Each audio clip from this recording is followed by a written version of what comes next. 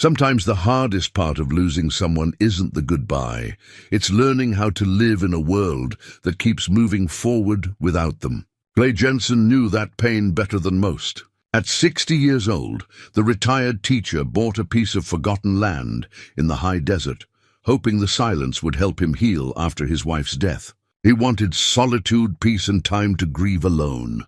But when he came back from town that first day, he found 5 homeless women living in his barn. They were tired, stubborn, and had nowhere else to go. Clay wanted them gone. But what happened next would change all of their lives forever. Could these 6 strangers become the family none of them knew they needed? Before we jump back in, tell us where you're tuning in from. And if this story touches you, make sure you're subscribed, because tomorrow I've saved something extra special for you. The thermos had been Linda's idea, back when Clay first started teaching at Ridgeview High School 35 years ago. A simple stainless steel container, nothing fancy, but she'd fill it every morning before dawn. Coffee made exactly how he liked it. 2 sugars, splash of cream. Over 3 decades, that thermos had accompanied him through thousands of morning commutes, parent-teacher conferences, and faculty meetings. It sat now on the dashboard of his pickup truck, still warm, still filled with coffee he'd made himself, because there was no one else to make it anymore. The sun was just beginning to break over the eastern ridge as Clay turned off the highway onto the dirt road that led to his property. 40 acres of high desert scrubland, most of it covered in sage and rabbit brush, with a single weathered barn listing slightly to the north and a farmhouse that hadn't seen paint in 20 years. The real estate agent had called it a fixer-upper with potential. Clay called it exactly what he needed, a place where no one knew him, no one would offer sympathetic looks, and no one would ask how he was holding up. He'd bought the property 3 weeks ago with money from his early retirement package. 35 years of teaching American history to teenagers who mostly didn't care about the past had earned him a modest pension and enough savings to make a clean break. The house in Riverside, the one he and Linda had shared for 3 decades, was too full of memories. Her reading chair by the window, the kitchen where she'd hummed while making dinner, the garden she'd tended every spring until the cancer made her too weak to hold a trowel. 6 months since she'd passed. Half a year of well-meaning neighbors bringing casseroles, former colleagues suggesting grief counseling, and endless nights sitting in rooms that echoed with absence. When the real estate listing for the high desert property appeared online, Clay had made an offer within 24 hours. His daughter Michelle thought he was being impulsive. His brother said he was running away. They were both probably right.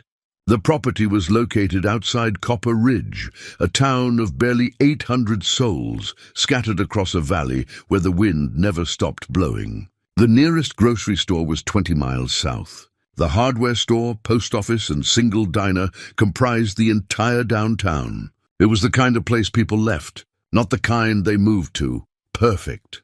Clay had spent his first week on the property sleeping in the bed of his truck under a canopy of stars so bright they seemed close enough to touch. He'd wake with the sun, make coffee on a camping stove, and spend his days doing simple physical work that left him too exhausted to think. He'd replaced rotted boards on the barn's exterior, cleared brush from around the farmhouse, and begun the slow process of assessing what could be saved and what needed to be torn down and rebuilt. The barn was the better of the 2 structures.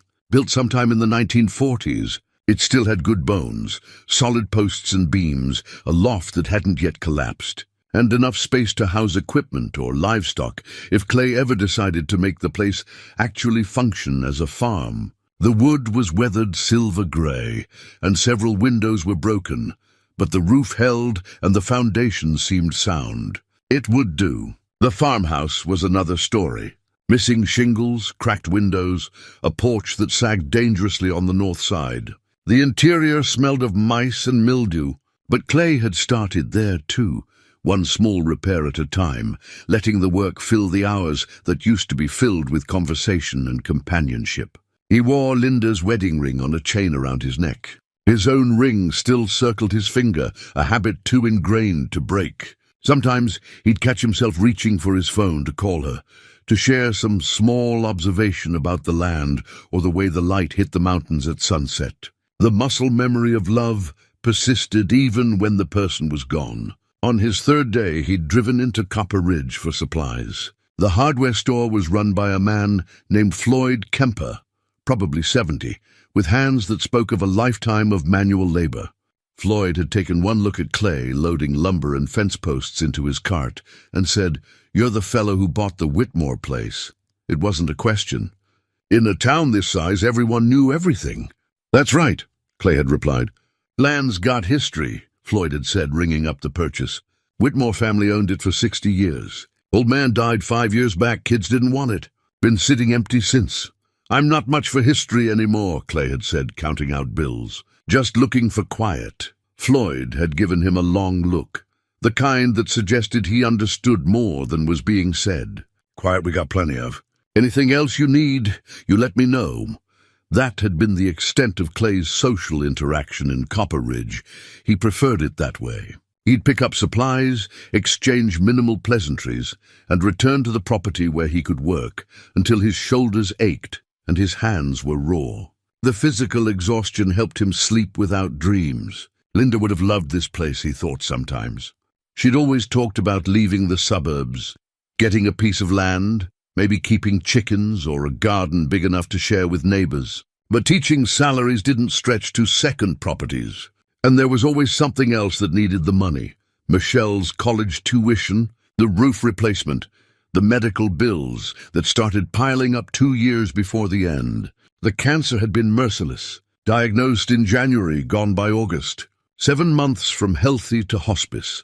From the woman who volunteered at the shelter twice a week and grew tomatoes in the backyard to someone he barely recognized, hollowed out by pain and treatment. She'd made him promise not to stop living, made him swear he wouldn't become one of those men who just faded away after their wives died. He was trying to keep that promise. This move, this land, this solitary work, it was his attempt at forward motion, even if it felt more like retreat. By the end of the second week, Clay had established a routine. Wake at dawn, make coffee, work on the barn until the afternoon heat became unbearable, rest in the shade, then work on the farmhouse until the sun set. He'd heat up simple meals on the camping stove, soup, beans, sandwiches, and spend his evenings reading by lantern light or simply sitting in silence, watching the stars emerge. The loneliness was both burden and relief. No one asked him how he was feeling. No one told him that Linda was in a better place, or that time heals all wounds. Out here, grief could exist without performance, without the need to reassure others that he was okay when he absolutely was not. He'd noticed tire tracks near the barn a few times, probably kids from town, using the abandoned property as a hangout spot. He'd meant to check it out more thoroughly, but kept putting it off. The barn door was closed when he left for town that morning, and he hadn't thought much of it. Now, returning with a truck bed full of lumber and supplies, Clay pulled up to the farmhouse and killed the engine. The afternoon sun sat heavy on the western horizon. He'd spent longer in town than intended. A flat tire had cost him 2 hours at the garage. He was tired, hungry, and looking forward to nothing more than heating up soup and maybe playing a little music on the old harmonica he'd found in the farmhouse kitchen drawer. Then he saw the light, just a flicker through the gaps in the barn's weathered siding, barely visible in the fading daylight, but definitely there. And voices, low, female, multiple. Clay sat in the truck for a long moment, thermos still in his hand, trying to make sense of what he was seeing. Someone was in his barn. Multiple someones. He set down the thermos and climbed out of the truck slowly, his heart beginning to pound. The distance from the farmhouse to the barn was maybe 50 yards. He crossed it carefully, anger beginning to build alongside confusion. This was his property, his refuge, his place to be alone. The barn door was slightly ajar. Clay pushed it open. 5 women stood frozen in the dim interior, caught in the act of their invasion. The oldest woman stepped forward first, her hands raised in a gesture that was half surrender, half plea. She looked to be in her late 50s, grey hair pulled back in a practical bun, wearing jeans and a flannel shirt that had seen better days. Her face was weathered but intelligent, her eyes steady despite the obvious tension in her shoulders. "Sir, I can explain," she said, her voice calm and measured. "We're not here to cause trouble." Clay's mind was racing, trying to process the scene before him. The barn's interior had been transformed. In the corner nearest the door, sleeping bags were rolled neatly beside backpacks. A camping stove sat on an overturned crate.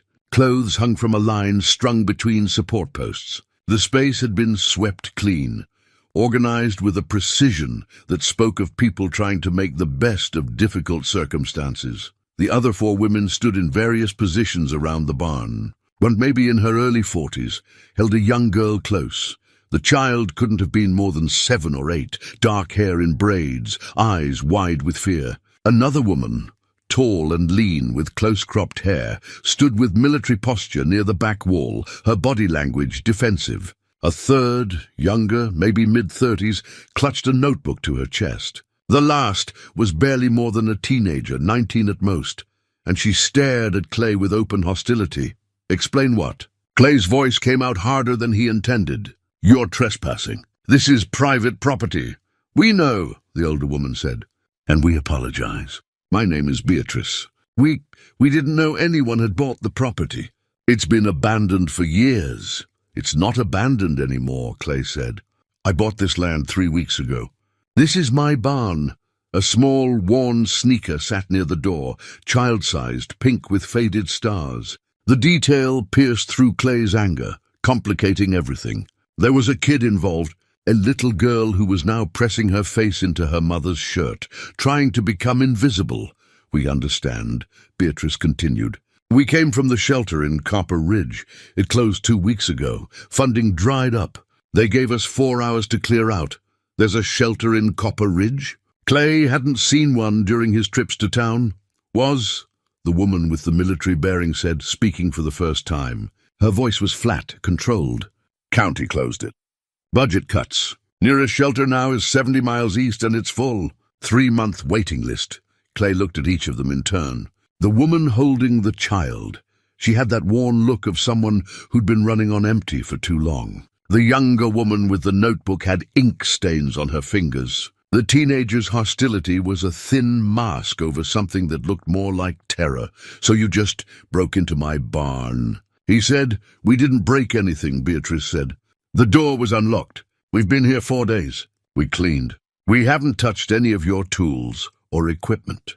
We were just—" She paused, searching for words. "We needed a roof, somewhere safe."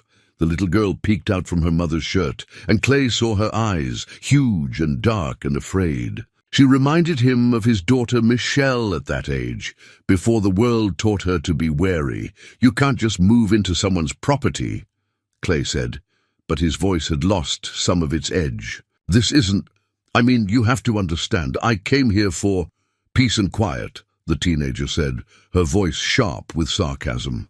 "Yeah, we figured. Rich guy buys abandoned land, wants to play hermit. Meanwhile, some of us don't have the luxury of choosing where we sleep." "Quinn," Beatrice said, a warning in her tone. "What?" "It's true," Quinn shot back. "We're here because we have nowhere else. He's here because he's got enough money to buy solitude." Not exactly the same situation. Clay felt heat rising in his face. "You don't know anything about me." "Don't need to," Quinn said. "You're going to kick us out anyway. Might as well get it over with." The woman holding the child, Faye, Clay would learn later, spoke softly. "Quinn, please." She looked at Clay with exhaustion so deep it seemed to emanate from her bones. "We'll leave. Just give us until morning. It's getting dark, and my daughter—" Her voice caught. "Please, just tonight." Clay stood there, trapped between his anger at the invasion of his refuge and the undeniable reality in front of him. 5 women, 1 child, nowhere to go. The high desert got cold at night, even in late spring. He thought about what could happen to them out here. The coyotes, the rattlesnakes, the simple danger of exposure. He thought about Linda, about the years she'd spent volunteering at the women's shelter in Riverside, coming home with stories that broke his heart. Women fleeing violence, women who'd lost everything, women whom the system had failed in 1,000 small ways. Linda had believed in helping, in opening doors. in refusing to look away from suffering even when it was uncomfortable. But Linda wasn't here anymore. And Clay had come to this God-forsaken piece of desert specifically to be alone. One night, he heard himself say, "You can stay one night, but tomorrow morning you need to be gone." Beatrice's shoulders dropped with relief. "Thank you. We'll be gone first thing, I promise." "I mean it," Clay said. "First light. I'm not—" He struggled to articulate why this felt so wrong, so invasive. "This isn't a shelter. I'm not running some kind of charity." "We understand," Beatrice said.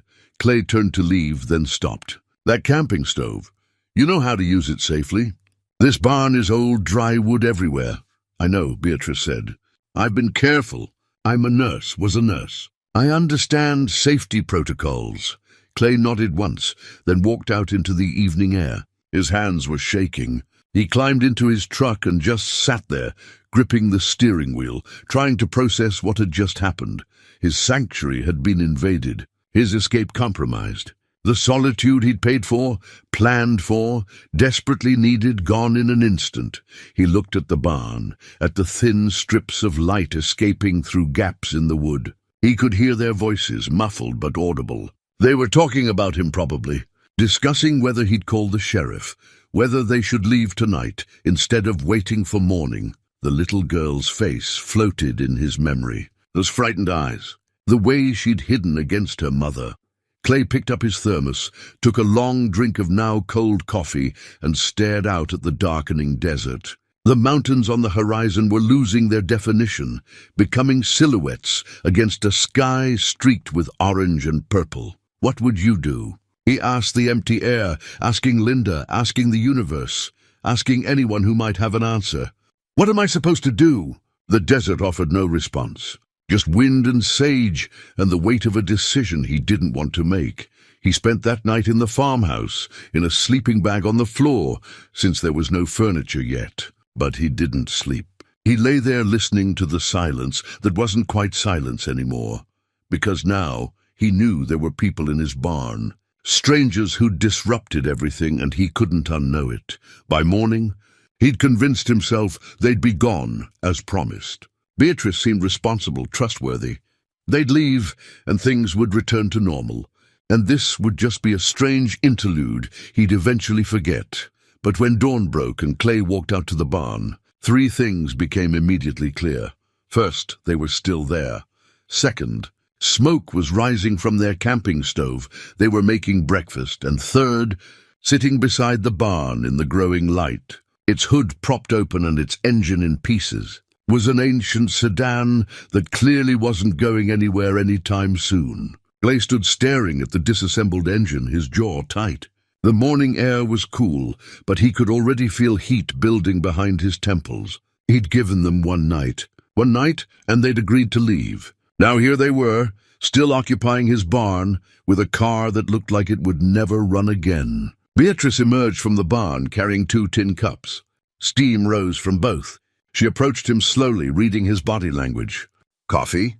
she offered. "I made extra." Clay wanted to refuse on principle, but the smell was too good, and his own thermos was empty. He took the cup without a word. "The car died yesterday evening," Beatrice said, following his gaze to the sedan. "Floyd from the hardware store was kind enough to tow it here. He said the transmission is shot. Maybe other things too. Floyd knows you're here." Clay took a sip. The coffee was strong, good. Better than his own, if he was being honest. "He saw us walking from town a few days ago. I think he guessed where we were headed." Beatrice wrapped her hands around her own cup. "Small town. People notice things.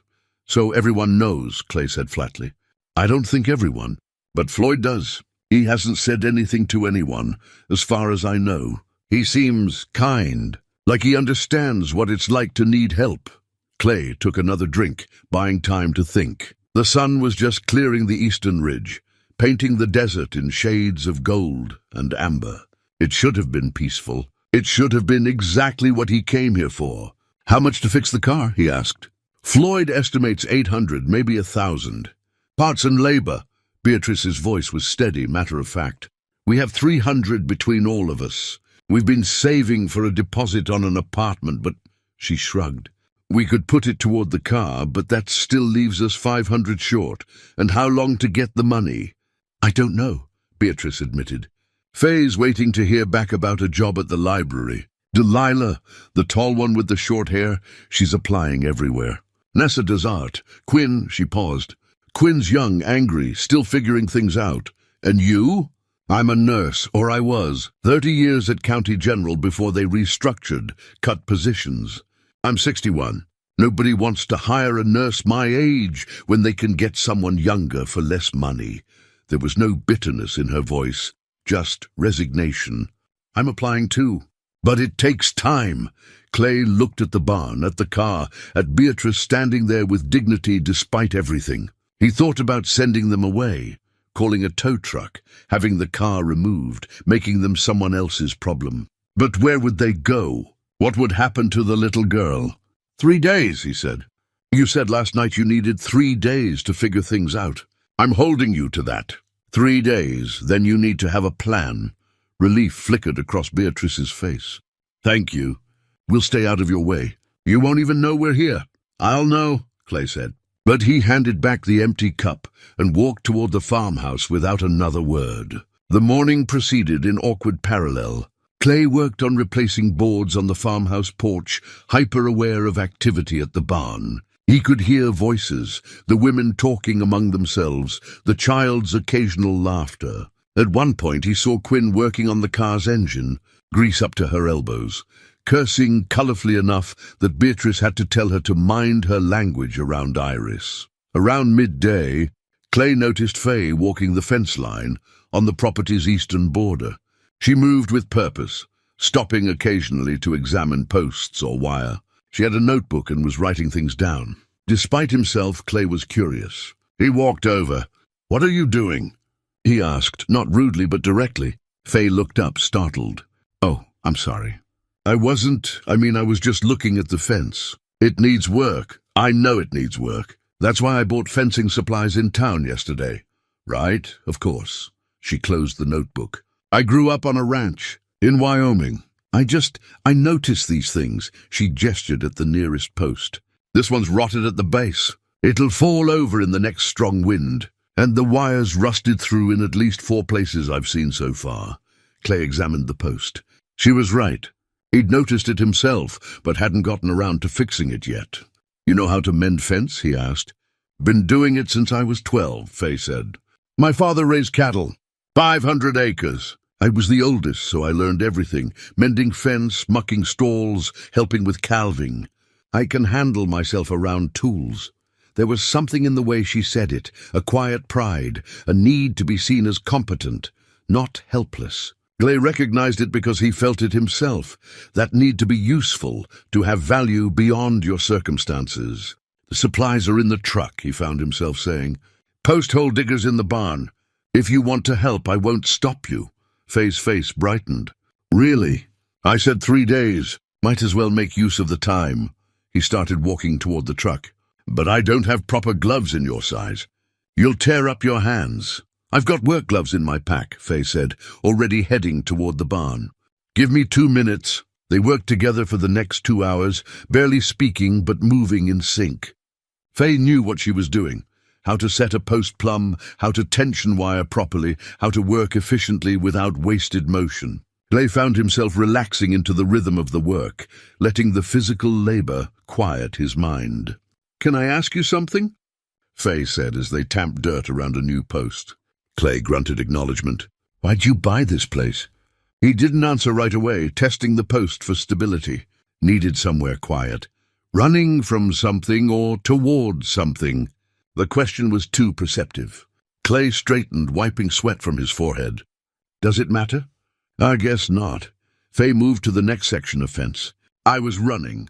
From my ex-husband. He was—" She paused, choosing words carefully. "He wasn't a good man. I took Iris and left with what we could carry.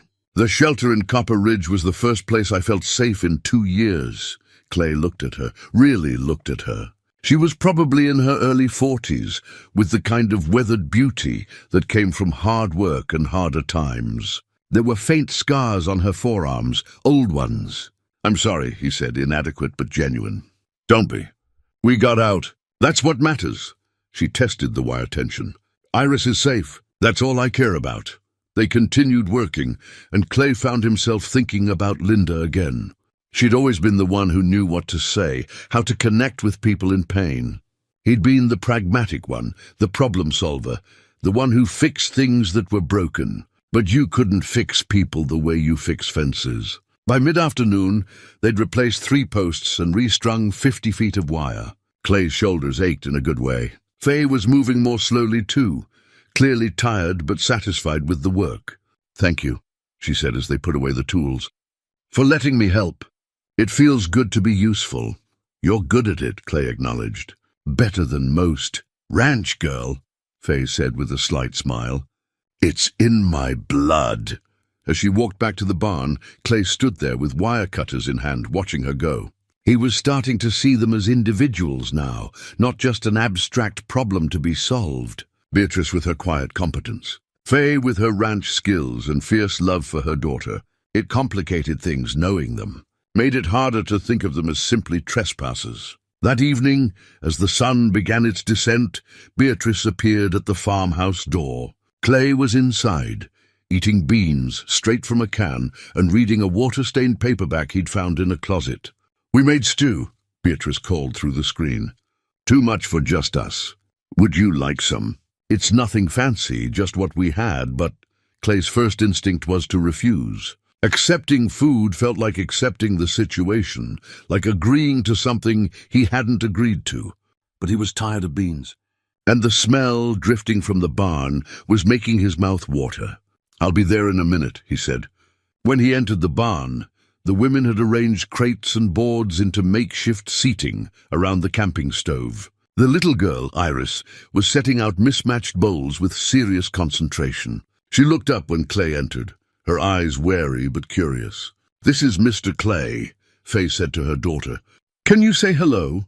"Hello," Iris whispered, then hid behind her mother's leg. Clay nodded at the child, not sure what else to do. He took the bowl Beatrice offered and sat on an overturned bucket slightly apart from the group. The stew was good, vegetables and beans and some kind of seasoning that made it taste better than it had any right to. They ate mostly in silence at first, the only sounds the scrape of spoons and the whisper of wind through the barn's gaps. The second day began, with the smell of coffee drifting across the property before Clay had even opened his eyes. He lay in his sleeping bag for a moment, disoriented by the unfamiliar ritual of waking to someone else's presence. For 3 weeks he'd been utterly alone. Now there were people, women, a child, moving through the morning on his land. When he emerged from the farmhouse, he found the women already busy. Delilah was doing what looked like calisthenics near the barn. Precise movements, military in their execution. Nessa sat on an overturned bucket with a sketchbook balanced on her knees. Quinn was back under the car's hood, muttering to herself. Faye and Iris were hanging laundry on a line, strung between 2 posts. Beatrice saw him and raised a hand in greeting. The new thermos, one he'd seen in her belongings, sat on a wooden crate beside the barn door. "Help yourself," she called. "There's plenty." Clay wanted to assert his independence, to make his own coffee in his own space. But pragmatism won. He walked over and poured himself a cup from the thermos. "Thank you," he said stiffly. "You're welcome." Beatrice was sweeping dust from the barn's interior. "We're trying to keep everything clean. Don't want to be bad guests." "You're not guests," Clay said. "Guests are invited." Beatrice paused in her sweeping. "Fair point. But we're trying to be respectful. That counts for something." Clay couldn't argue with that. He took his coffee and headed toward town, needing supplies, and if he was honest with himself, needing distance from the complicated situation at his barn. Floyd was behind the counter at the hardware store when Clay entered. The old man's eyes lit with recognition. "Morning, Clay. How are things out at your place?" "Fine," Clay said shortly, gathering items from the shelves, nails, sandpaper, wood glue. "Heard you've got company." Floyd's tone was casual, but his eyes were sharp. Clay set his items on the counter with more force than necessary. "Word travels fast." "Small town." Floyd began ringing up the purchases. That old barn's seen its share of folks needing shelter over the years. The Whitmores never minded much. Figured if the building was standing empty, might as well let it serve some purpose. Well, I'm not the Whitmores. Floyd accepted Clay's cash, counted out change with deliberate slowness. Linda volunteered at the shelter over in Riverside, didn't she? I remember her coming through town a few times, buying supplies to bring back. Good woman, kind heart. The mention of Linda's name stopped Clay cold. How did you... Recognized you from your wedding ring and the way you carry yourself. Plus, you've got that look. Floyd met his eyes. The look of a man who lost something he can't get back. Seen it before. Clay stood there, change in his hand, feeling exposed in a way he hadn't expected. She died 6 months ago. I'm sorry for your loss. Floyd's voice was gentle. Grief is a heavy thing to carry alone. I came here to be alone. Sometimes what we think we need and what we actually need are two different things. Floyd slid Clay's purchases across the counter. Those women in your barn, they're not asking for charity. They're just asking for a chance. There's a difference. Clay gathered his items and left without responding, but Floyd's words followed him back to the property like unwelcome passengers. When he returned, he found Faye examining another section of fence. She waved when she saw him, and despite himself, Clay found his truck heading in her direction. Found another weak section, she said as he approached. This whole eastern line needs attention. I know. I've been working my way through the property. You're doing a good job, Faye said. The work on the barn looks solid. You have carpentry experience? High school shop teacher for 5 years before I switched to history. Kept up with it, though. Built a deck on our house, renovated the kitchen. He caught himself using past tense, our house, as if it didn't exist anymore. In a way, it didn't, not for him. They worked together again, falling into yesterday's rhythm. After a while, Faye said, Iris asked about you this morning. What about me? Whether you were nice, whether she should be scared of you. Faye positioned a new post. I told her you seemed like a good man who needed space. That we were grateful you were letting us stay, even temporarily. What did she say? She said you looked sad. She's perceptive that way. Sees things other people miss. Faye paused. She's been through a lot. Her father, my ex, he was unpredictable, angry. Iris learned to read moods early for survival. Clay tamped dirt around the post base, thinking about the little girl with the dark braids and cautious eyes. How old is she? 7, second grade, or she should be. We've been moving around so much, her schooling's been inconsistent. I try to work with her when I can, but I'm not a teacher. What subjects does she struggle with? Reading, mostly. She's smart, but she gets frustrated easily. Starts to shut down when things get hard. Clay knew that pattern. Had seen it in countless students over the years. The ones who'd learned that failing was safer than trying. I could work with her, he heard himself say. If you want. Just basic reading skills, phonics work. Nothing formal. Faye stopped working, staring at him. You do that? I'm a teacher. Was a teacher. It's what I know. He felt self-conscious suddenly. Only if you're comfortable with it. Are you kidding? That would be Clay. That would mean everything. Faye's eyes were suddenly bright with emotion. She needs stability, structure. Someone patient who knows what they're doing. It would just be an hour or so in the afternoons. When the work gets too hot. Thank you, Faye said softly. Really, thank you. That afternoon, Clay found himself sitting in the shade of the barn with Iris and a children's book he'd driven back to town to buy. The little girl sat a careful distance away, clearly uncertain but willing to try. Do you like stories? Clay asked. Iris nodded. What kind? A shrug. Clay opened the book. This one's about a girl who finds a secret garden. How about we read it together? I'll read a sentence, then you read a sentence. They worked through the first page slowly. Iris stumbled over words, her frustration visible. But Clay was patient, breaking down the sounds, helping without doing it for her. By the end of the page, she was smiling slightly. You did well, Clay said. That was good work. Really? Really. You got better just in that one page. That's how learning works, small steps that add up over time. Iris looked at the book with something like pride. Can we do another page? Tomorrow, Clay said. Good learning happens in small doses. Gives your brain time to rest. As Iris ran off to show her mother the book, Clay realized he'd enjoyed the last hour more than any he'd spent since arriving at the property. Teaching had always grounded him, given him purpose. He'd forgotten how much he missed it. That evening, Beatrice approached him as he worked on the farmhouse porch. She held something in her hand, a small photograph, edges worn from handling. "Can I show you something?" she asked. Clay set down his hammer. Beatrice handed him the photograph. It showed a young man in his 20s, dark hair, easy smile, military uniform. "My son, Philip, he's 32 now, lives in Oregon, works in construction." Her voice was controlled, but Clay heard the pain beneath it. "We haven't spoken in 5 years. We had a falling out. Stupid, really. I wanted him to go to college. He wanted to work with his hands. I pushed too hard, said things I shouldn't have said. Why are you telling me this? Because I've had a lot of time to think about pride, about what it costs." She took the photo back, studied it. "I was a nurse for 30 years. Good at my job. When I lost it, I was angry, humiliated. Philip offered to help financially. I refused. Told him I didn't need charity, especially from someone who disappointed me." She tucked the photo into her shirt pocket. "Now I'm homeless, living in a stranger's barn, and I still haven't called him. Because admitting I need help feels like admitting I was wrong about everything." She looked at Clay directly. "Pride is a luxury people like us can't afford anymore. But we cling to it anyway." Clay understood what she was really saying, that they were more alike than different, he and these women. All of them clinging to something, all of them trying to maintain dignity in the face of loss. "Have you tried calling him?" Clay asked. "No," Beatrice admitted. "I'm too scared. What if he doesn't answer? What if he's moved on, built a life that doesn't include me? What if he's waiting for you to reach out?" Beatrice smiled sadly. "That's the hope that keeps me up at night."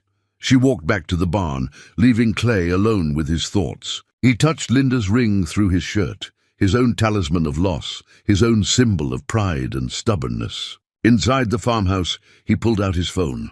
He'd been avoiding checking messages, avoiding the outside world. Now he scrolled through texts from his daughter Michelle, increasingly worried messages asking if he was okay, if he needed anything, when she could visit. He typed a response, "I'm fine. Property is coming along. Maybe you could visit next month." It wasn't much, but it was something. As darkness settled over the desert, Clay sat on the porch and pulled out the old harmonica he'd found in the kitchen. He hadn't played in years, decades really, but his fingers remembered the positions, and after a few false starts, a simple melody emerged. From the barn, he heard the women's voices quiet to listen. He played through the song, something his father had taught him in childhood, a folk tune about wandering and finding home. When he finished, there was a moment of silence. Then Quinn's voice, grudging but sincere, "That was actually pretty good." Clay allowed himself a small smile in the darkness. The 3 days came and went without discussion. On the 4th morning, Clay woke to the same smells and sounds, coffee brewing, quiet voices, the little girl's laughter. He realized he'd stopped counting days until they left and started counting days they'd been there. It was a subtle shift, but it meant something. He found Beatrice tending to a cut on his hand that he'd gotten the previous afternoon while repairing a window frame. He hadn't mentioned it to anyone, had just wrapped it in an old rag. But Beatrice had noticed. "Let me see that," she said, her nurse's voice allowing no argument. Clay held out his hand. The cut wasn't deep, but it was dirty, inflamed around the edges. "When did this happen?" Beatrice asked, already pulling antiseptic and bandages from a small first aid kit. "Yesterday." "It's fine. It's infected, or getting there." She cleaned the wound with efficient, gentle movements. "You need to take better care of yourself. Working with your hands all day, you can't afford to let something like this fester." Clay watched her work, noting the steadiness of her hands, the practiced competence. "You're good at this." 30 years of practice. She wrapped the cut with clean gauze. "I miss it sometimes, the work, having purpose beyond just surviving." "Why did they let you go?" "Budget cuts seems like a poor excuse to lose an experienced nurse." Beatrice's hands paused for just a moment. "The official reason was restructuring. The real reason? I'm 61. They could hire 2 new grads for what they paid me. Healthcare is a business now, not a calling. She finished tying off the bandage. There, keep it clean and dry. Change the dressing tomorrow. Thank you. You're welcome. She packed away the supplies. You know, you never talk about your wife, Linda. Floyd mentioned her. Clay stiffened. There's not much to talk about. There's probably everything to talk about. But you keep it locked inside. Beatrice's eyes were kind but direct. I lost my husband 15 years ago. Heart attack. He was 53, coaching our son's baseball game. Just collapsed. Gone before the ambulance arrived. I'm sorry. The point is, I understand that kind of loss. The kind that comes without warning.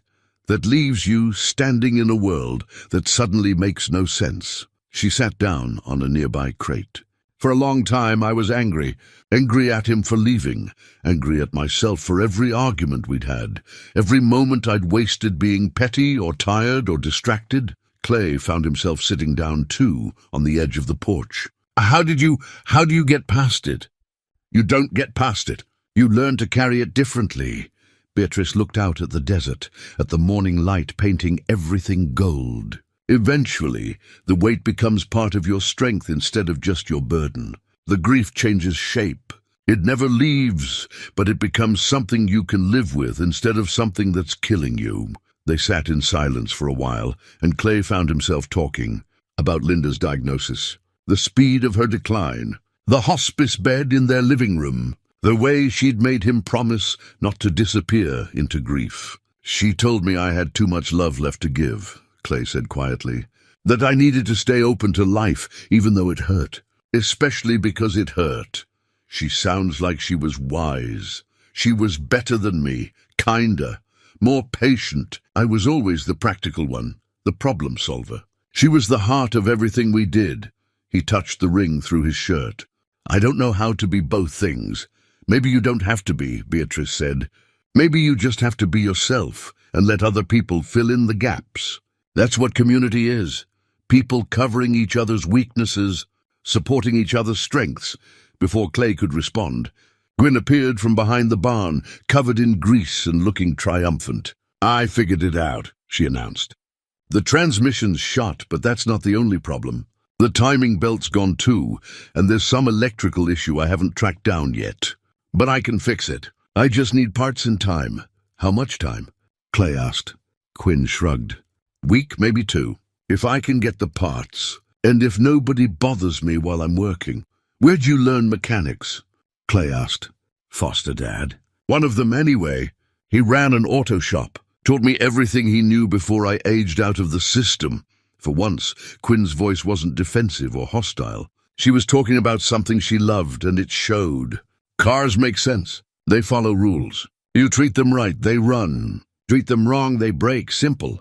Not like people, Clay said. Exactly. Quinn looked at the car with something like affection. This one's been treated wrong for a while, but I can bring it back. You're good at it, Clay observed. You could make a career out of that skill. Quinn's defenses went back up. Yeah, well, need money for technical school. Need an address to get financial aid. Need a lot of things I don't have. You have time, Clay said. You're what, 19? 19 and homeless. Real promising start. You're 19 and skilled and smart, Clay corrected. That's more than a lot of people have. Quinn looked at him suspiciously, as if waiting for the catch, the lecture. When it didn't come, she nodded once and returned to the car.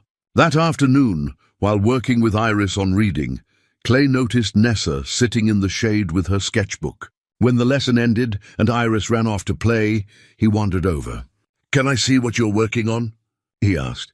Nessa looked up, startled. She was shy, he'd noticed, spoke rarely, moved quietly through the space as if trying not to be noticed. But when she opened the sketchbook, Clay saw real talent. Page after page of drawings, the desert landscape, the barn from different angles, detailed studies of wildflowers, and portraits. Beatrice's weathered face, wisdom in every line. Faye's profile, fierce and protective.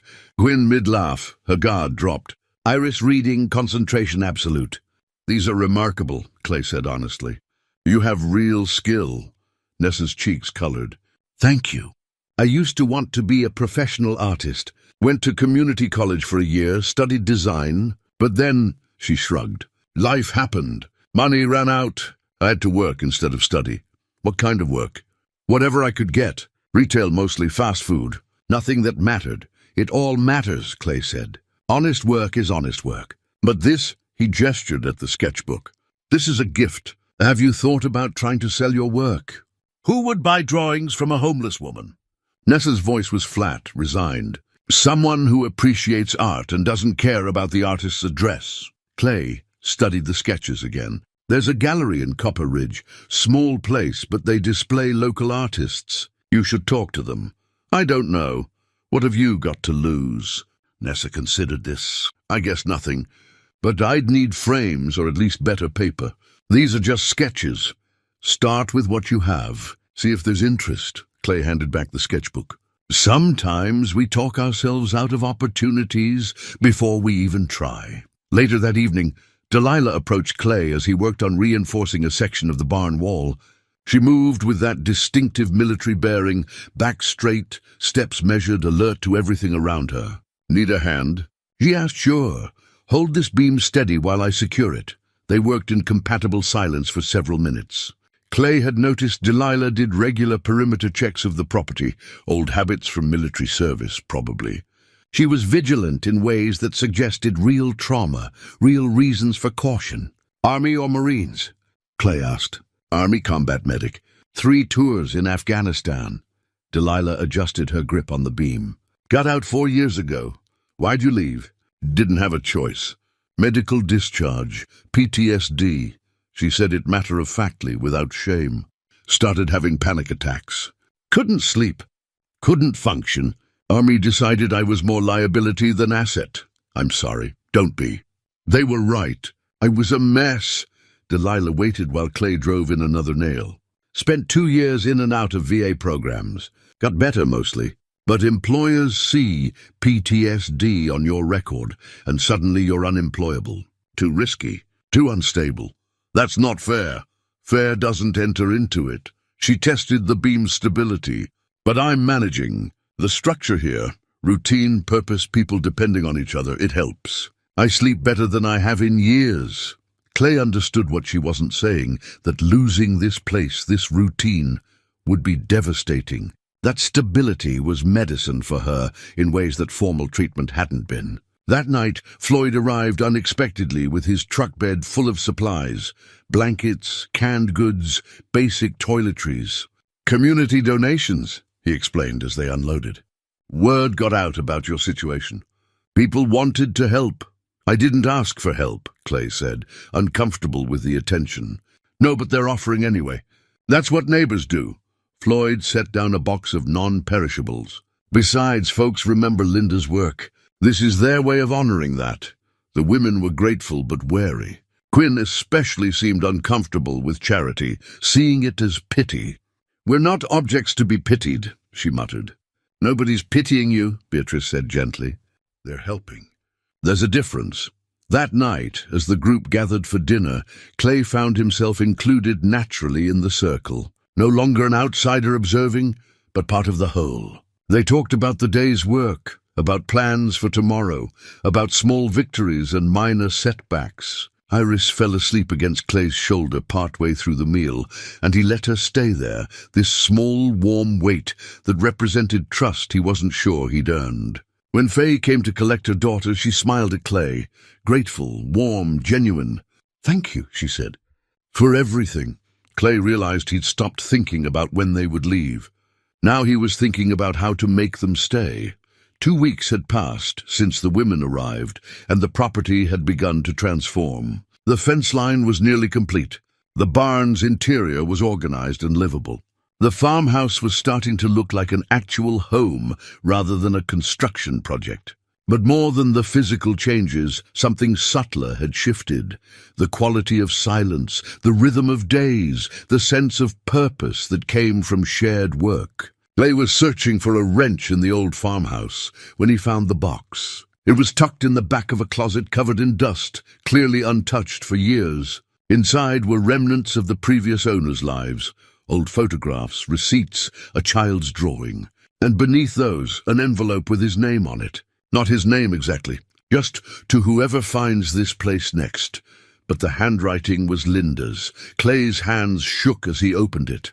The letter was dated 3 weeks before she died, written during one of her last good days, when the pain medication still let her think clearly. "My dearest Clay," it began, "if you're reading this, it means you've done something brave, left the familiar behind, sought out something new. I'm proud of you for that. I know how hard change is for you, how much you prefer the known and the safe. But love, you can't hide forever. Grief will find you no matter where you go. So when it does, when you're sitting alone in some strange place wondering if you made a mistake, remember this: you have so much love left to give. Don't let my death make you a stranger to yourself. You've spent 35 years being half of a whole. Now you have to learn to be complete on your own. But that doesn't mean being alone. The people who need you might not look like what you expect. Let them in anyway. Trust that there's still joy waiting for you, still purpose, still love in different forms. Don't waste the years you have left protecting yourself from life. I love you. I'll always love you. But I need you to live, really live, not just exist. Promise me." Clay sat on the floor of the empty house, the letter clutched in both hands, and cried for the first time since the funeral. Great, heaving sobs that came from somewhere deep and ancient, a grief he'd been holding at bay with work and isolation and sheer stubborn will. Linda had known him so well, had known exactly what he'd do, where he'd go, how he'd try to disappear into solitude and work. And somehow, impossibly, she'd predicted this moment, these women, this choice. When the tears finally stopped, Clay felt hollowed out but also lighter. He folded the letter carefully and put it in his pocket, next to his heart, next to her ring. Beatrice found him 20 minutes later, sitting on the porch, staring at nothing. "You all right?" she asked, concern evident in her voice. Clay pulled out the letter and handed it to her, without a word. Beatrice read it slowly, carefully, then handed it back. "She knew you well. Better than I knew myself, apparently. The people who love us often do." Beatrice sat down beside him. "My husband used to tell me I was too proud for my own good. I'd get angry, tell him he didn't understand. But he was right. And now here I am, homeless, because I was too proud to ask my son for help when I lost my job." Clay looked at her. "Have you thought more about calling him?" "Every day. But I'm terrified." "Of what?" "That he won't answer. Or worse, that he will, but he won't care. That I've damaged that relationship beyond repair."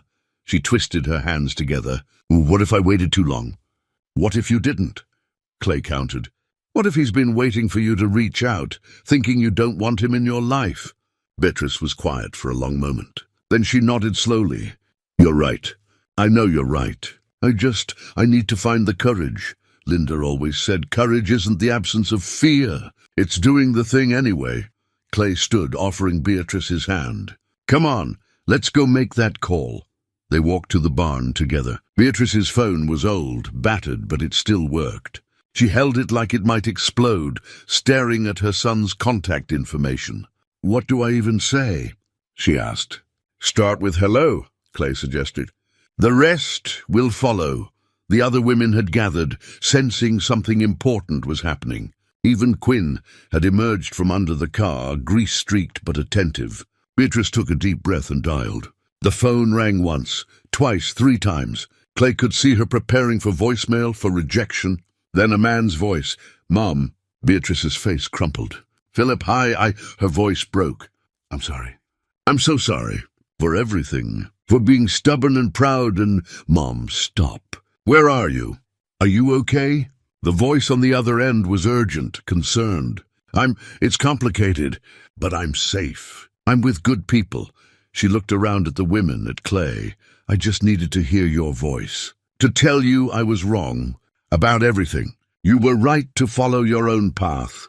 I should have supported you instead of— Mom, none of that matters now. Tell me where you are. Let me help." They talked for 20 minutes. Beatrice alternating between tears and laughter, filling in the gaps of 5 lost years. When she finally hung up, her face was transformed. "He's coming to visit," she said, wonder in her voice. "Next month. He wants to meet everyone, see where I'm living." He's not angry. He said he's missed me every single day. The women surrounded her, offering hugs and congratulations. Even Quinn managed to smile. That evening, Clay cooked dinner for everyone. A simple meal of pasta and sauce, but made with care. They ate together in the barn, now lit with strings of lights that Delilah had rigged up using a solar generator Floyd had donated. Nessa had been working on something all week, and after dinner she revealed it, a mural on the barn's interior wall. She'd painted the desert at sunrise, with 6 figures silhouetted against the sky, standing together. The detail was exquisite.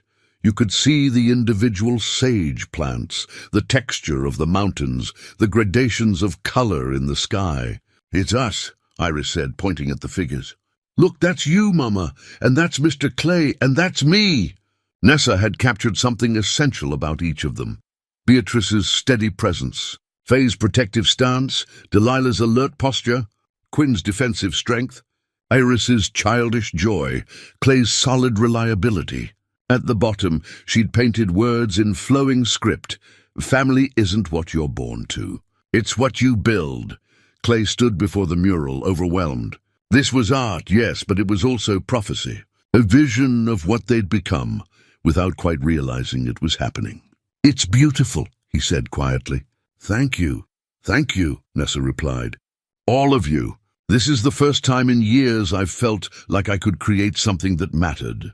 Quinn approached Clay later, when the others were cleaning up. She held out her grease-stained hands awkwardly. "So I've been thinking," she started, uncharacteristically hesitant. "About what you said? About technical school? Yeah? Floyd mentioned there's a community college about 40 miles from here. They have an automotive program. I looked it up. It's actually good, like really good." She shuffled her feet. "Financial aid application deadline is in 2 weeks. You should apply," Clay said. "I don't have an address." Clay didn't hesitate. "Use this one. This property. You live here." Quinn's eyes widened. "But we're leaving soon, right? Once Faye gets a job, once we get money together." "Are you leaving?" Clay asked. "Has anyone actually talked about leaving recently?" Quinn looked around at the barn, at the mural, at the space they'd all created together. "I guess not. Then apply. List this address. Make plans like you're staying. We'll figure out the rest as we go." For the first time since Clay had met her, Quinn's defenses dropped completely. "Why are you doing this?" "For all of us? We're nothing to you. You're not nothing," Clay said firmly. He struggled to find the right words. "You're the family I didn't know I needed." Linda knew. She knew before I did. That I needed to be needed. That I needed purpose beyond just existing. Quinn nodded slowly, then surprised him by stepping forward and hugging him briefly, awkwardly. "Thanks, old man," Clay smiled. "You're welcome, kid." That night, as the desert cooled and stars emerged in brilliant profusion, Clay sat on the porch with the harmonica. He played the folk tune again, but this time he added variations, improvisations, letting the music reflect the complexity of what he was feeling. From the barn came the sound of voices, women talking, laughing, planning. Iris's giggle, Quinn's sarcastic commentary, Beatrice's gentle corrections, Faye's warm responses, Delilah's rare laugh, Nessa's quiet observations, the sounds of family. They played until his lips were tired and his heart was full. Linda's letter was in his pocket, her ring around his neck, her spirit somehow present in everything that had happened. She'd guided him here to this moment, to these people. She'd known what he needed before he did. The wind carried the music across the desert, and Clay thought he could almost hear her voice in it, approving, loving, telling him he'd done well. He'd come here to hide from life. Instead, he'd found a reason to live again. The morning began like any other. Coffee brewed, birds sang. The desert sun rose over the eastern ridge, painting everything gold. Clay was working on the farmhouse roof when he saw the county vehicle coming up the dirt road, dust trailing behind it like a warning. His stomach dropped. Something about an official vehicle arriving unannounced felt ominous. The women saw it too. Delilah's military instincts kicked in immediately. She positioned herself where she could see both the vehicle and the barn, her body tense and ready. Gwyn disappeared under the car, as if making herself invisible would make whatever was coming go away. Faye pulled Iris close. A woman in her 50s emerged from the vehicle, carrying a clipboard and wearing the weary expression of someone who delivered bad news for a living. She was dressed in county office attire, sensible shoes, practical skirt, ID badge clipped to her blazer. "Are you Clayton Jensen?"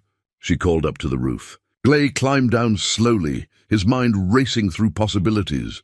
Zoning violation? Complaint from neighbors about the women? Something worse? "I'm Clay Jensen. I'm Patricia Vance, county clerk's office." She didn't offer her hand, just consulted her clipboard. "I'm here about the property taxes on this parcel." "Property taxes? I just bought this place a month ago." "Yes, I'm aware. That's the problem." She pulled a document from her clipboard and handed it to him. The previous owner, the Whitmore estate, had 3 years of unpaid back taxes on this property. When you purchased it, those taxes became your responsibility. Clay scanned the document, his eyes catching on numbers that made his blood run cold. $47,000. Due within 30 days, or the property would go to county auction. Wait, this can't be right. The real estate agent never mentioned. The agent should have disclosed it. That's a legal requirement. But whether they did or not, the debt exists. Patricia's voice was sympathetic but firm. The county sent multiple notices to the Whitmore estate address. When they went unanswered, the matter escalated. The property was scheduled for auction when your purchase went through. That stayed the auction, but the debt remains. The women had gathered now, drawn by the official presence, by the tension in Clay's posture. "How much time do I have?" Clay asked, though he already knew the answer. 30 days from today. If payment isn't received in full, the property goes to auction. You'd have to vacate, and if I can't pay..." Patricia looked at him, then at the women, at the clearly inhabited barn, at Iris clutching her mother's hand. "Then whoever buys it at auction becomes the new owner. They can evict current occupants immediately." She handed Clay additional paperwork. "I'm sorry. I know this isn't what you wanted to hear. If you have questions, call the county assessor's office. The number's on the form." She got back in her vehicle and drove away, leaving them standing in a cloud of settling dust. Beatrice was the first to speak. "How bad is it?" Clay looked at the notice, at the number that represented everything he'd tried to build here, everything they'd all built together. 47,000. "I don't have it." The words hung in the air like a death sentence. "Your retirement savings?" Faye asked quietly. "Enough to live on modestly." "Not enough for this." Not even close. Clay felt the familiar weight of failure settling on his shoulders. "I should have checked. Should have done due diligence. I was so focused on just escaping, I didn't ask the right questions." "It's not your fault," Beatrice said. "The agent should have disclosed it. But they didn't, and now Clay gestured helplessly at the barn, at the women, at everything they'd built. "You'll have to leave. Find somewhere else." "I'm sorry. I'm so sorry." Iris started crying, understanding enough to know something terrible was happening. Faye picked her up, her own eyes bright with unshed tears. Gwyn kicked at the dirt, her face twisted with anger and something that looked like betrayal. "Of course, just when things were getting better. Of course this happens.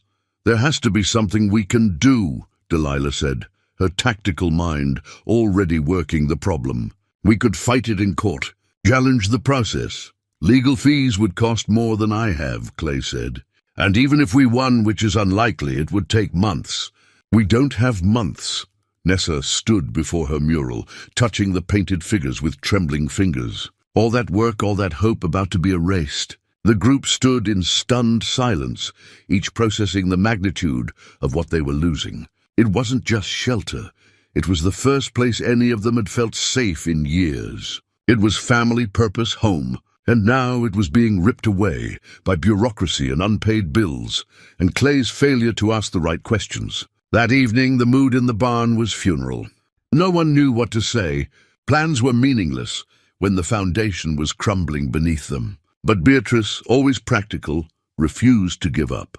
"We need to think. There has to be an option we're not seeing." "Like what?" Quinn's voice was bitter.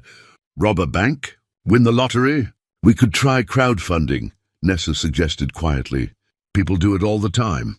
Share our story online, ask for help.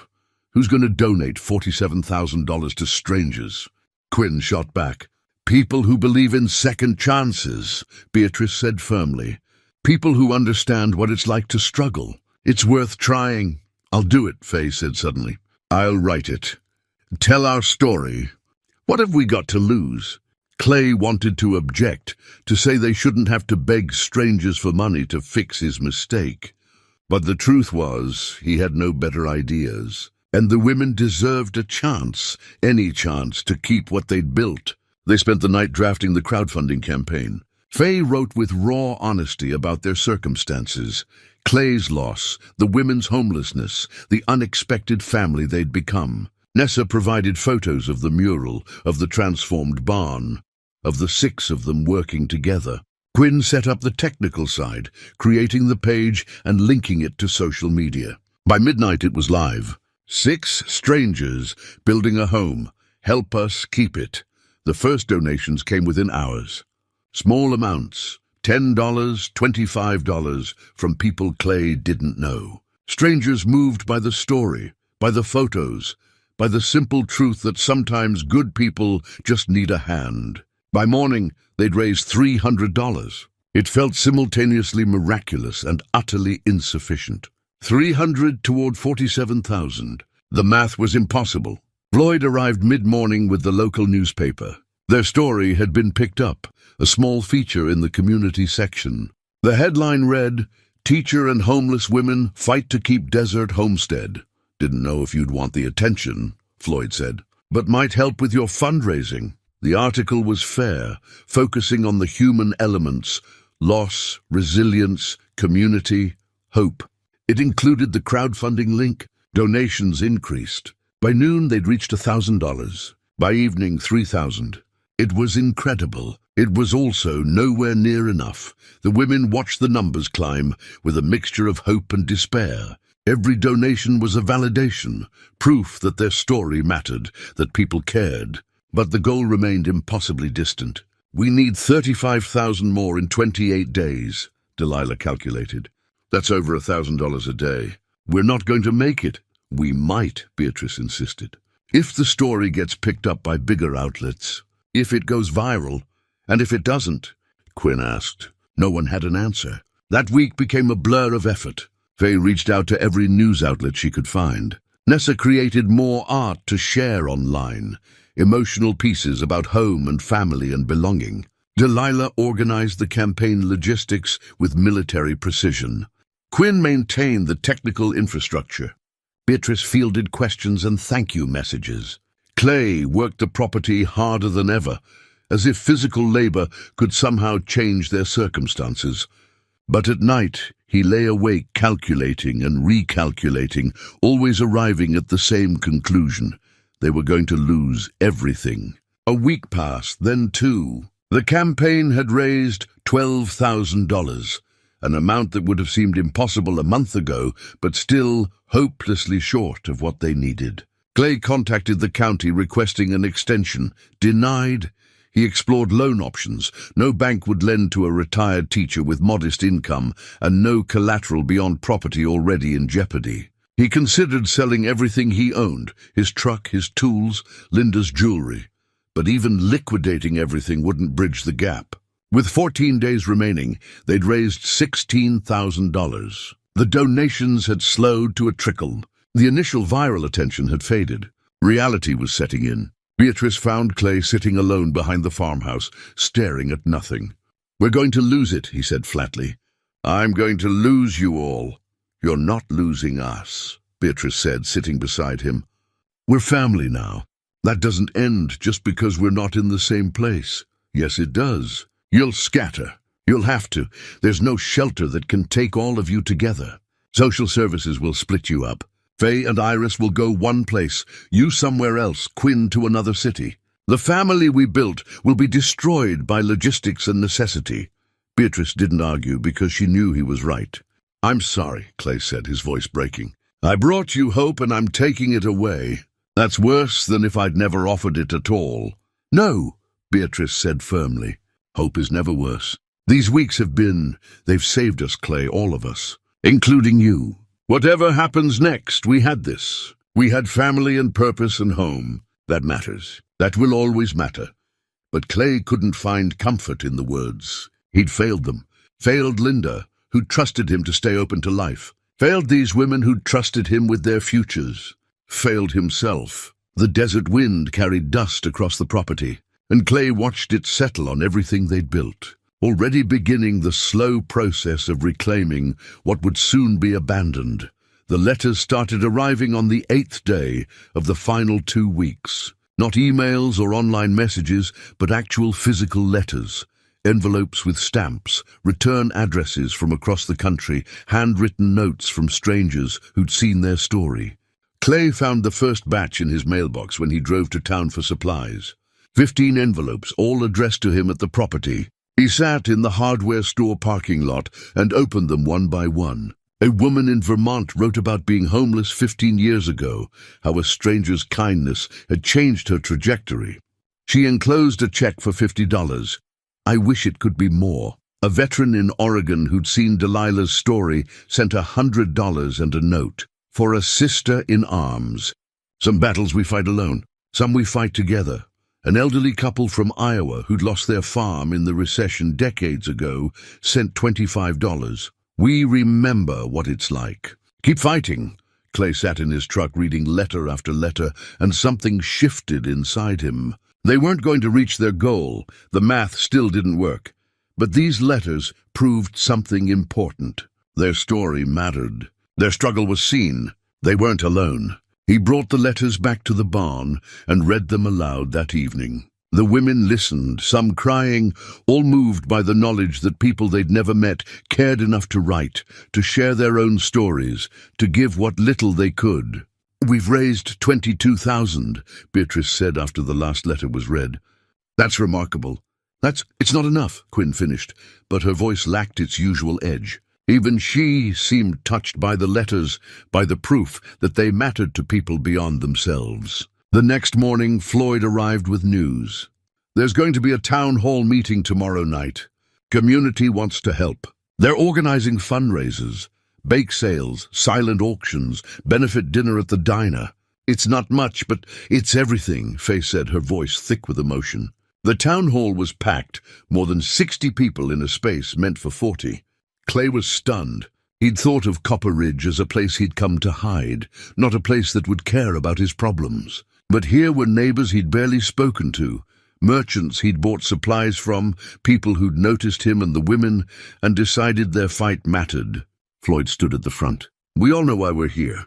Clay and he paused, searching for the right word. His family need our help. The county's coming for that property in 12 days. We can't let that happen. The ideas came fast. The hardware store would donate materials for a community workday to improve the property's value. The diner would host a fundraiser dinner, all proceeds going to the cause. The church would organize a silent auction. Local artists would contribute work. Even the small grocery store pledged a portion of weekend sales. It was beautiful. It was also insufficient.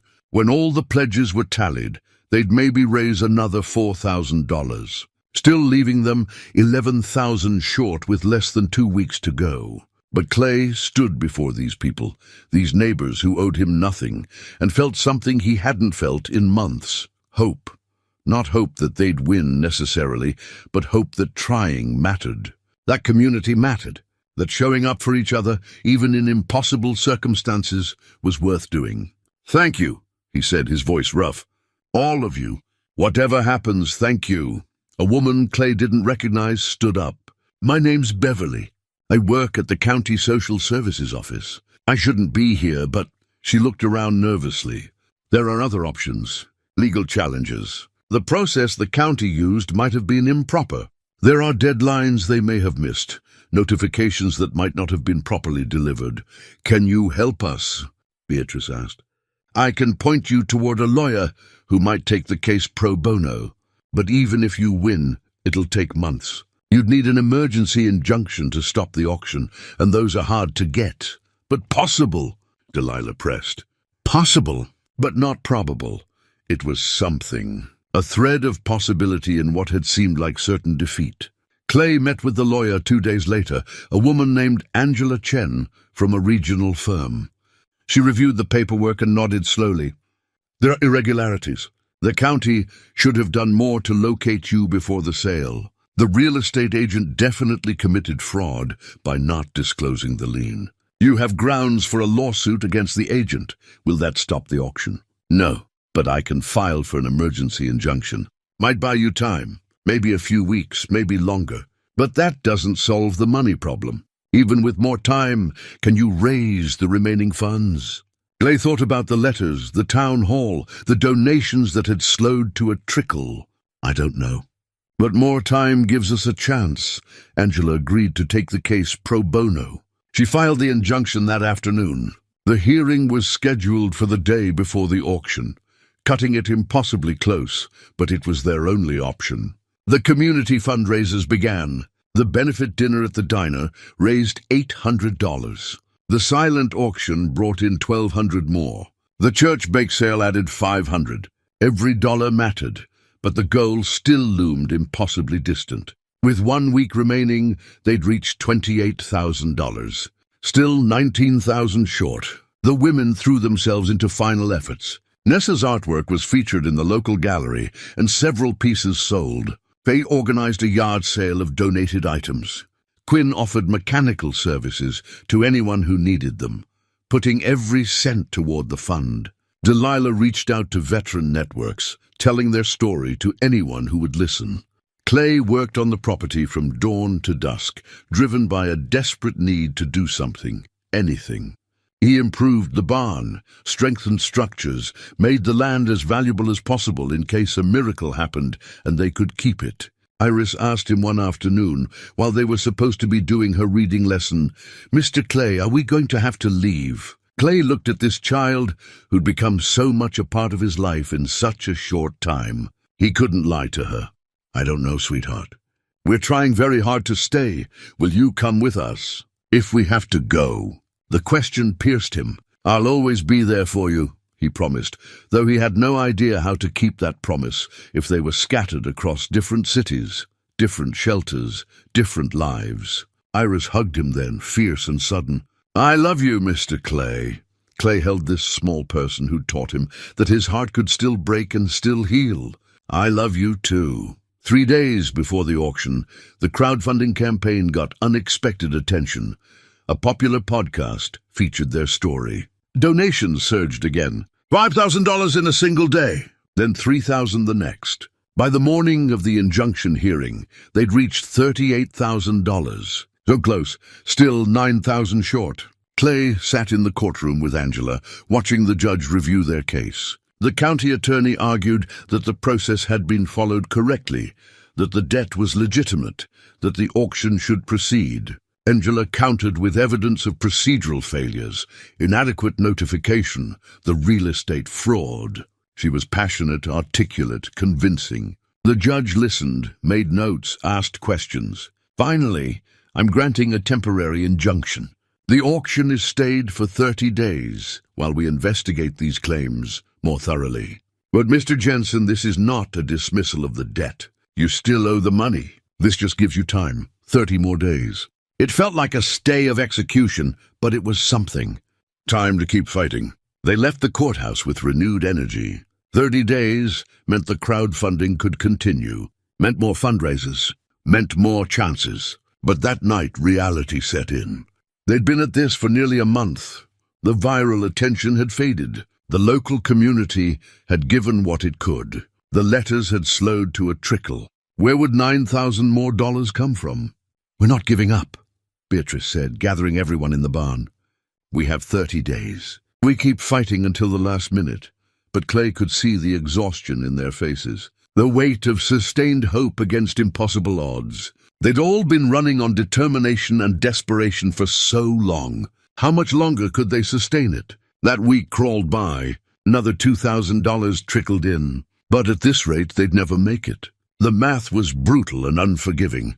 Clay found himself bargaining with God, with the universe, with Linda's memory. "Just this one thing," he prayed into the desert night. "Let them keep their home. Let me keep them, please." The desert offered no response, just stars and silence, and the weight of approaching failure. The final Monday arrived with cruel sunshine and birdsong, mocking the desperation that had settled over the property. They'd raised $40,000, a number that would have seemed miraculous a month ago, now a symbol of how close they'd come to impossible. $7,000 short. 4 days remaining until the extended deadline. Clay woke early, made coffee out of habit rather than desire, and sat on the farmhouse porch watching the barn. The women were already stirring. He could hear their voices, subdued and tired. They'd all been living on the razor's edge of hope and despair for too long. Beatrice emerged and walked toward him, 2 cups in her hands. She didn't say anything, just sat beside him and handed over the coffee. "I've been thinking," Clay said after a long silence. "I could sell my truck.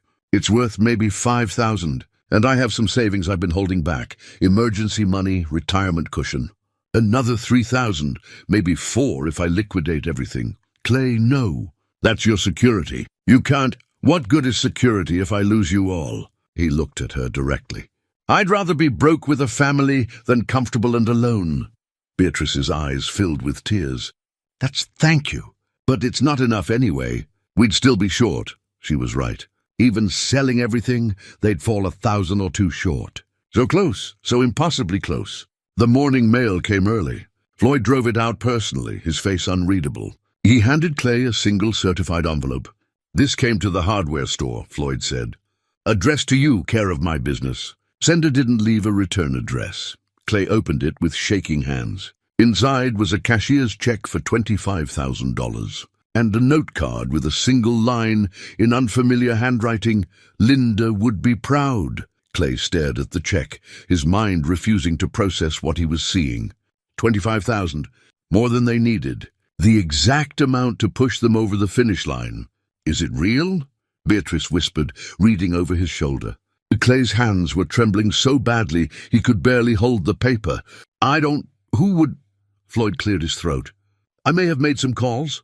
After Linda passed, I reached out to folks who knew her, people she helped over the years at that shelter. Let them know what you were doing out here, even if you didn't realize you were doing it." "Floyd, what did you do?" The old man's eyes were bright. "Linda helped a lot of women over the years.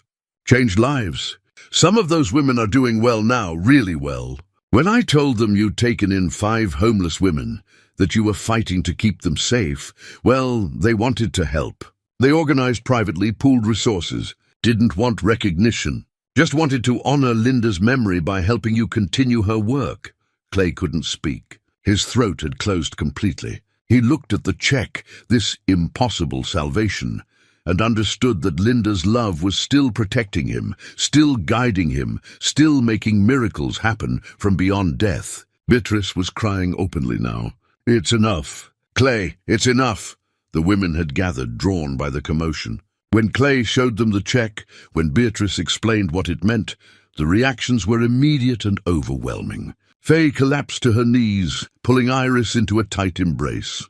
Quinn actually laughed, a sound of pure, disbelieving joy. Nessa covered her face with her hands, shoulders shaking. Delilah stood at attention, tears streaming down her face in defiance of her military composure. "We're saved," Faye whispered into her daughter's hair. "Baby, we're saved. We get to stay." Iris didn't fully understand the adult's emotion, but she felt the joy and started crying too, happy tears mixing with confusion. Clay stood there holding the check, this tangible proof of love that transcended death. Linda had spent years planting seeds of kindness, and now those seeds had grown into a forest that was sheltering him when he needed it most. Floyd wiped his own eyes. "Those women wanted you to know Linda gave them dignity when they had nothing. Saw them as people, not problems. You're doing the same thing, whether you meant to or not. They wanted to return the favor." "I don't deserve this," Clay managed. "Maybe not," Floyd said with a gentle smile. "But you need it. And sometimes that's enough." They drove to the county office that afternoon. All of them, even Iris, piled into Clay's truck and Faye's now repaired car. They walked into the clerk's office together, a family, and presented the check. Patricia Vance, the same clerk who delivered the terrible news weeks ago, processed the payment with visible relief on her face. "Paid in full," she said, stamping the documents. The property's yours, Mr. Jensen. Clear title. Ours, Clay corrected. The property's ours. When they returned to the property, the celebration was muted at first. They were all too exhausted, too emotionally wrung out for wild joy. But as the reality settled in, as they truly understood they weren't losing their home, the mood lightened. Quinn made a joke. Nessa laughed. Delilah smiled, really smiled. Beatrice started making dinner plans. Faye and Iris danced in circles, making up silly songs about staying forever. Clay stood apart, watching them, feeling Linda's ring warm against his chest. He pulled out her letter and read it again. The people who need you might not look like what you expect. Let them in anyway. She'd known. Somehow, impossibly, she'd known exactly what would happen. And she'd prepared the way, building a network of love and gratitude that would catch him when he fell. "Thank you," he whispered to the sky, to Linda, to the universe that had been kinder than he deserved.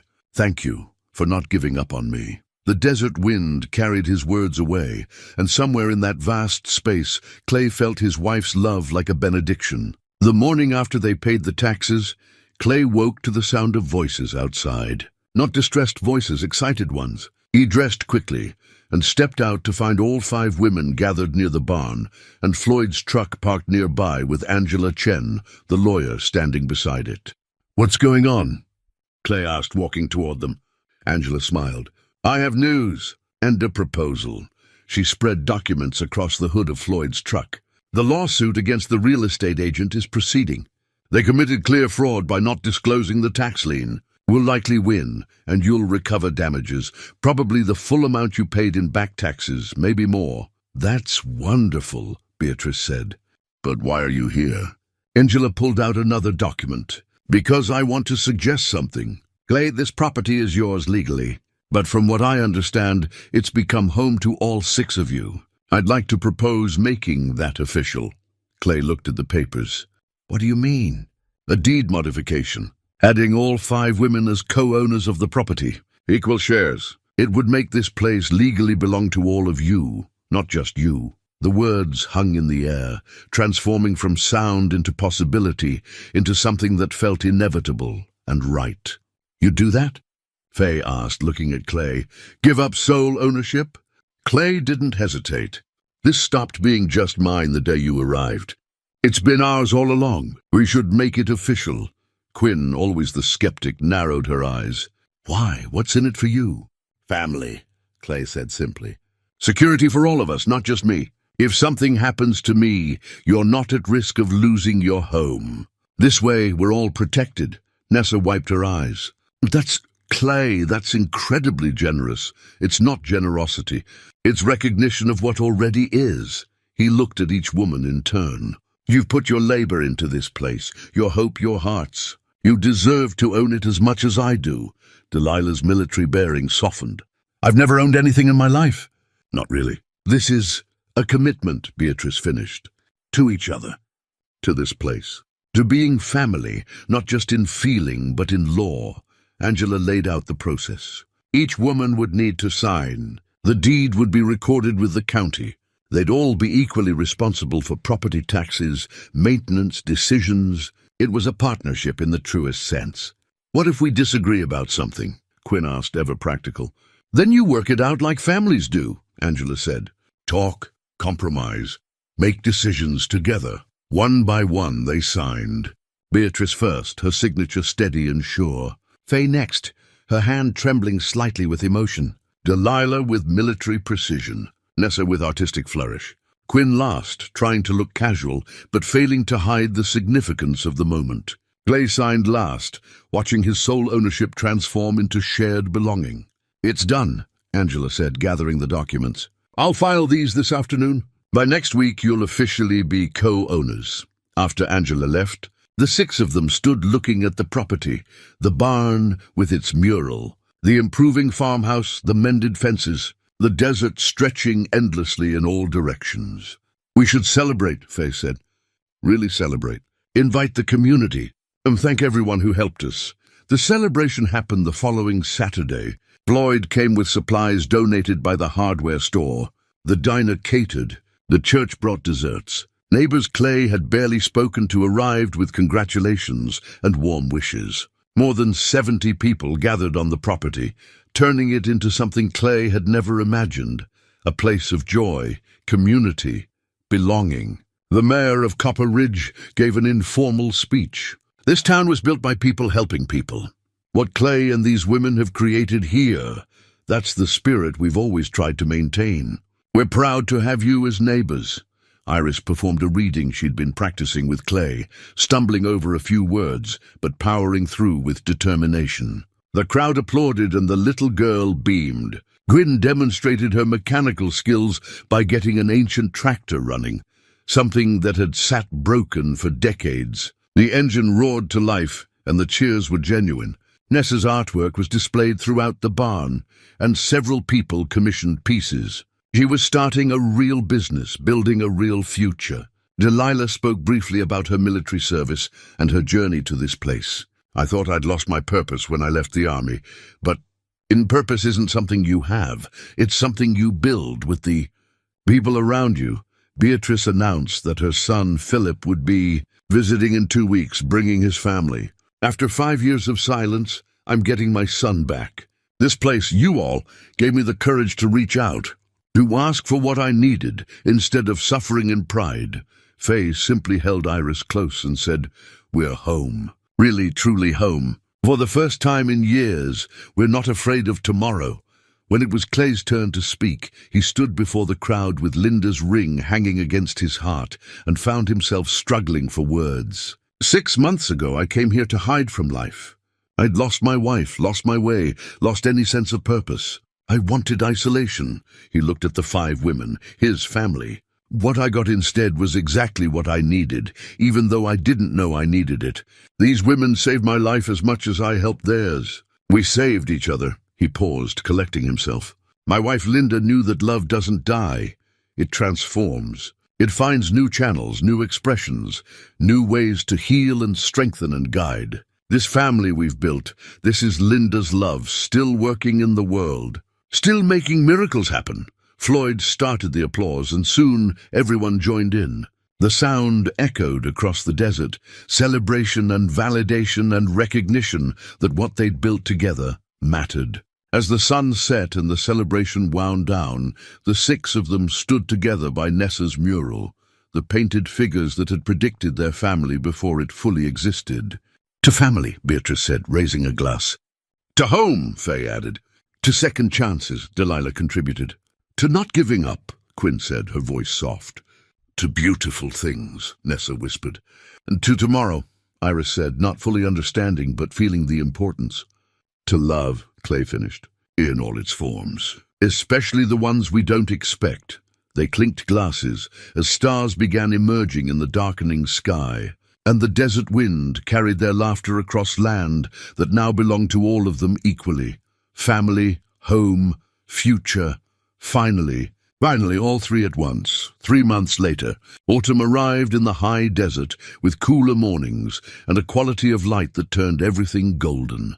Clay woke to the smell of coffee, not his own, but Beatrice's, made in the new thermos she'd given him as a gift. A replacement for the old one, she'd said, but really a symbol of new traditions built on the foundation of remembered love. He walked out to find the property transformed beyond recognition. The barn stood solid and proud, its interior now divided into comfortable living spaces for each woman while maintaining a common area where they gathered for meals. The farmhouse had been fully restored, and Clay lived there with a guest room always ready for his daughter Michelle's visits. The fences were all mended. The gardens Beatrice had planted were thriving, producing vegetables they sold at the farmer's market every weekend. Solar panels donated by a local business powered the property.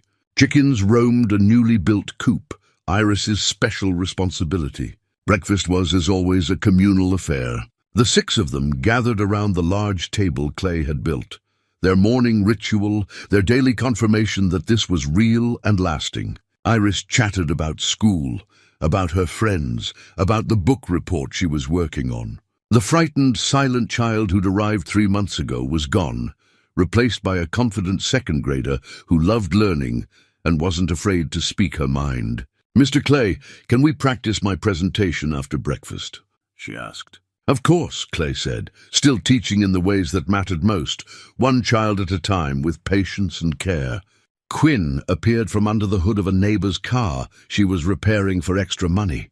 She'd been accepted to the community college's automotive program and would start classes in January. Floyd had offered her a permanent position at the hardware store, working around her school schedule. "I got that transmission figured out," she announced, pouring herself coffee. "Should be done by noon." The defensive, angry teenager who'd arrived 3 months ago had softened without losing her edge.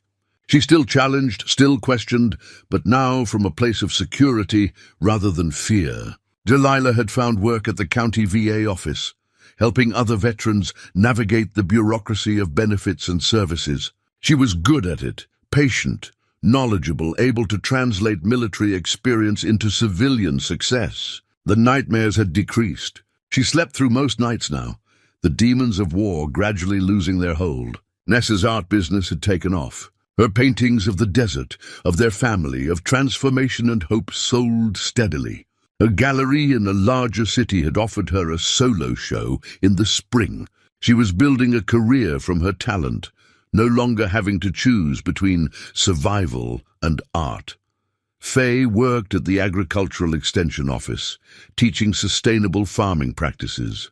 Her ranch knowledge, combined with her natural teaching ability, made her perfect for the role. She and Clay had expanded the property's gardens, creating a demonstration site for drought-resistant crops. Iris thrived with the stability, excelling in school and making friends. Beatrice had part-time nursing work at the county clinic, but her real passion had become coordinating with Linda's old network of women. Together, they'd created a formal organization providing support, resources, and emergency housing for women in transition. The property had become an unofficial model, proof that alternative housing solutions could work when community came together. "Philip's arriving this afternoon," Beatrice announced, checking her phone. "He's bringing Sarah and the kids. They'll stay through the weekend." After 5 years of estrangement, Beatrice had her son back in her life. Their reconciliation had been gradual, careful, but genuine.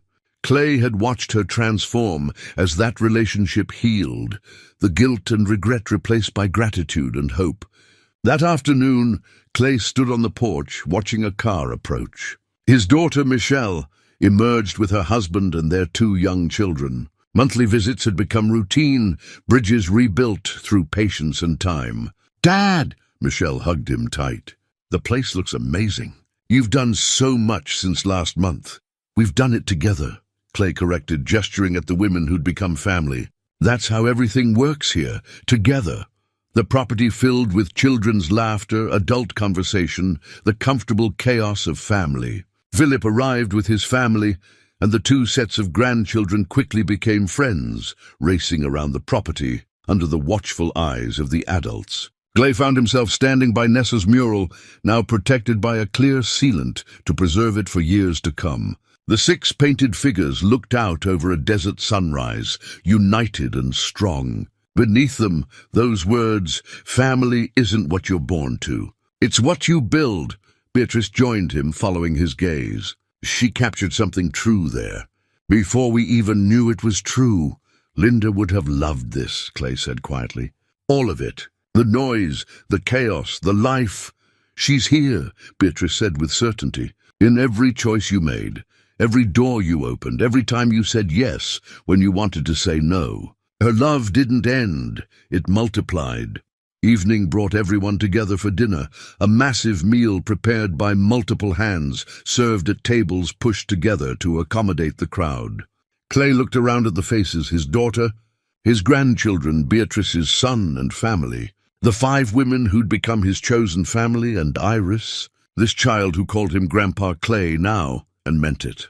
They ate and talked and laughed as the desert cooled and stars began emerging. Someone asked Clay to play the harmonica, and he obliged, the simple folk melody filling the air with sweetness. When the music ended, Iris climbed into his lap. "Tell us the story again," she said. "About how we all found each other." Clay looked at the faces gathered around, at family built from loss and luck and choice. Once upon a time, he began, a man bought some land hoping to find peace. What he found instead was exactly what he needed. Family, Iris supplied, knowing the story by heart. That's right, Clay said, holding her close. Family. The very best kind, the kind you choose and build and fight to keep. The stars wheeled overhead, infinite and indifferent and beautiful. The desert wind whispered through the sage. And in a barn in the middle of nowhere, 6 people who'd been strangers had become something more. Proof that love persists, that community matters, that second chances are real if you're brave enough to accept them. Clay touched Linda's ring through his shirt, feeling its familiar weight against his heart. She'd been right about everything. The people who needed him hadn't looked like what he expected. But he'd let them in anyway, and in doing so, he'd found his way back to life. The property that was supposed to be his escape had become his home. The isolation he'd sought had transformed into belonging. The end he'd been preparing for had become a beginning. Sometimes the life you need finds you in the most unexpected places. Sometimes family isn't what you're born into, it's what you choose to build. And sometimes, when you think you're saving someone else, you discover they were saving you all along. Clay looked at the faces around him, his family, chosen and earned and fought for, and understood that grief and joy could coexist, that loss and love were 2 sides of the same coin, that endings were also beginnings if you had the courage to see them that way. Again, Iris demanded when he finished the story. Clay smiled, surrounded by love in all its unexpected forms, and began again. Once upon a time, the desert listened. The stars watched, and in a barn transformed by hope and work and determination, 6 strangers who'd become family lived the happily ever after they'd built together, one day at a time.